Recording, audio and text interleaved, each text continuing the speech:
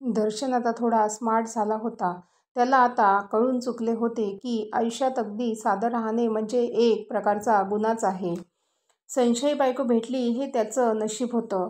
ते तो बदलू शकत नव्हता. पण या पुढे बायकोमुळे अजून मानसिक त्रास सहन करायचा नाही, एवढं मात्र त्याने मनाशी पक्के ठरवले होते.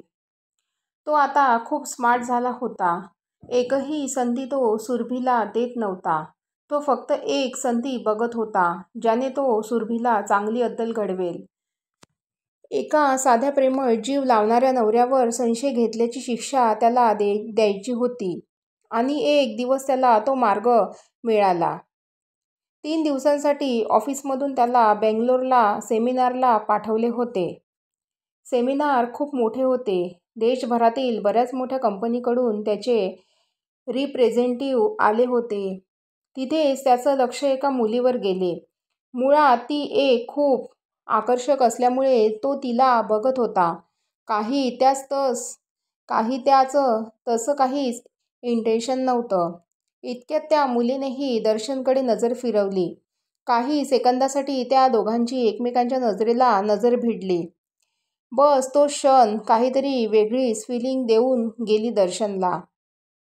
पण दुसऱ्या क्षणी त्याला सुरभीची आठवण आली. काहीतरी चुकीचं करतोय आपण, याची त्याला जाणीव झाली. त्याने पुन्हा त्या मुलीकडे बघितलं नाही. पण योगायोग असा की दुपारी जेवण घेताना काउंटरवर ती त्याच्या समोरच होती. त्याचं पुन्हा तिच्याकडे लक्ष गेलं. ती खूपच सुंदर होती. बहुधा ती एकटीच होती. तिला जाणून घेण्याची त्याची इच्छा झाली. तिने आपल्या प्लेटमध्ये मोजकेच पदार्थ घेतले आणि ती समोरच्या एका टेबलवर जाऊन बसली. दर्शनने मात्र पूर्ण प्लेट भरून घेतली होती. कुठेही गेलं तरी जेवायला लाजायचं नाही, हे त्याचं तत्त्व त्याने इथेही पाळलं होतं. पहिले त्याच्या मनात आलं की जाऊन त्या मुलीच्या टेबलवर जाऊन बसूया, ओळख करून घेऊया, तेवढ्या टाइमपास होईल. पण नको, इथे कोणी बायकोच्या ओळखीचा निघाला तर, माझे फोटो काढून बायकोला पाठवले तर, घरी गेल्या गेल्या माझी वरात निघेल. पण इकडे कोण असं ओळखीचं निघेल? त्याच्या डोक्यात विचाराचे युद्ध सुरू झाले. शेवटी तिच्या टेबलवर न बसण्याचे त्याने ठरवले आणि तो दुसऱ्या टेबलवर बसायला जाऊ लागला. इतक्यात त्याला आवाज आला, एक्सक्यूज मी, आप यहाँ बैठ सकते हो? त्याने वळून बघितले तर तीच मुलगी त्याला बोलत होती. आप मेरे से बात कर रहे हो? दर्शन त्या मुलीने त्याच्या आजूबाजूला बघितले आणि बोलली, आजूबाजू में कोई है क्या? मैं आपसे ही बात कर रही हूँ, सॉरी. मैं थोड़ा कन्फ्यूज हो गया. दर्शन तुम्ही मराठी आहात का? ती मुलगी, हो. मी मुंबईलाच. दर्शन, मी मुंबईचीच. माझं नाव सानिया. मी. दर्शन थोडा वेळ बोलल्यावर त्याची चांगलीच घट्टी जमली. तिचं ऑफिस अंधेरी सिप्स मध्येही होतं. ती त्याच्या कंपनीकडून एकटीच आली होती. ती अजूनही अविवाहित होती. तिचा कोणी मित्रही नव्हता. तिचे आई बाबा गावाला राहत होते. मुंबईमध्ये ती 3 मुलींबरोबर पेईंग गेस्ट म्हणून राहत होती. त्या पहिल्याच मुलाखतीत सानियाने तिच्याबद्दल सर्व काही सांगून टाकले. नंतर त्याचा लंच टाईम संपला. ते पुन्हा सेमिनारमध्ये जॉईन झाले आणि आता आजूबाजूला बसले होते. सेमिनार संपल्यावर दोघेही हॉटेलवर जायला निघाले. तेव्हा समजले की त्या दोघांची बुकिंग एकाच हॉटेलमध्ये होती. ते एकत्र हॉटेलवर गेले. नंतर आपल्या रूममध्ये जाऊन फ्रेश झाले.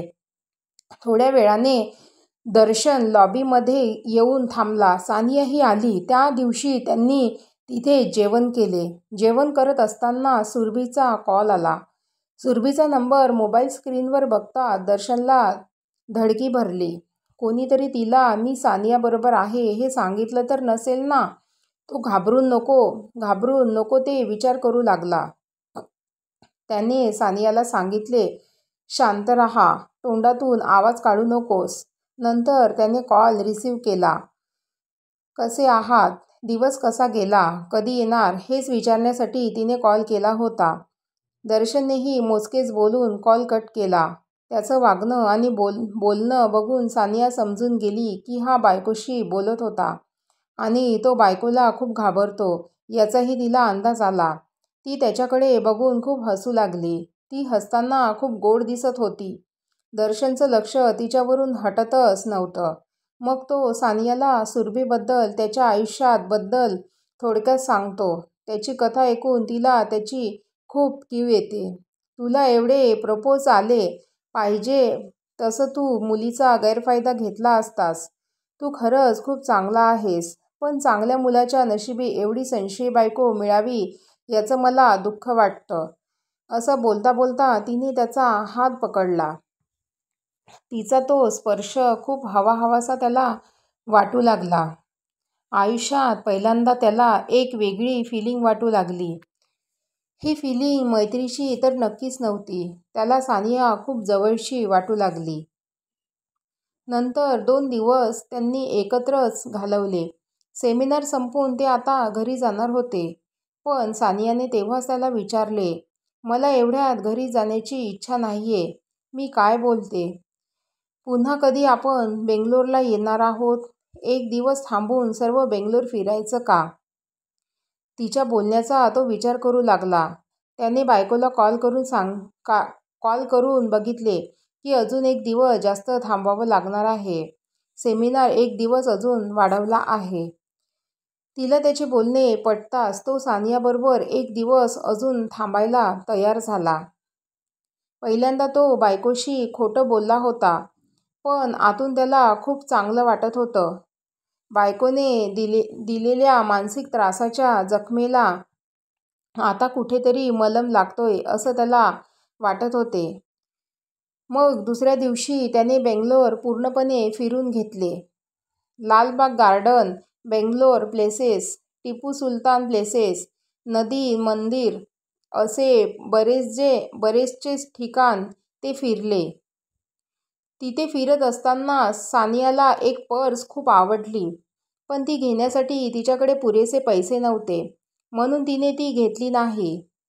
दर्शनकडे पैसे मागायला तिला चांगलं नाही वाटलं. ते दिवसभर फिरून बाहेरचंच जेवण करून रात्री हॉटेलवर आले.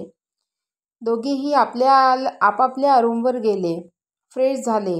इतक्या सानियाच्या रूमची बेल वाजली. तिने एक लूज शर्ट आणि शॉर्ट घातली होती. तिने दरवाजाच्या हॉलमधून वाकून बघितले तर बाहेर दर्शन दिसला. मगच तिने दरवाजा उघडला. आत येऊ का? दर्शन, ऑफकोर्स, ये आत. विचारतोय का? तिने त्याला आत घेतलं. मग दरवाजा लॉक केला. तो तिच्याकडे एकटक बघू लागला. त्या कपड्यांमध्ये ती तर खूपच सेक्सी दिसत होती. दर्शन तिला ऑब्झर्व करतोय हे तिला समजलं. पण याचं तिला वाईट न वाटता खूप छान वाटू लागलं. कारण दर्शन तिला आवडायला लागला होता. त्याच्या सहवासात घालवलेले हे 3 दिवस तिच्या आयुष्यातले सर्वात आवडते दिवस होते. थोडा वेळ दोघेही एकमेकांशी बोलले नाही, फक्त बघतच राहिले. नंतर सानियानेच बोलायला सुरुवात केली. काही काम होतं का? तिच्या त्या शब्दाने तो थोडा भानेवर आला. हो, हे द्यायचं होतं तुला. त्याने एक गिफ्ट बॉक्स तिच्या हातात दिला. काय आहे यात? तिने विचारलं. तूच उघडून बघ.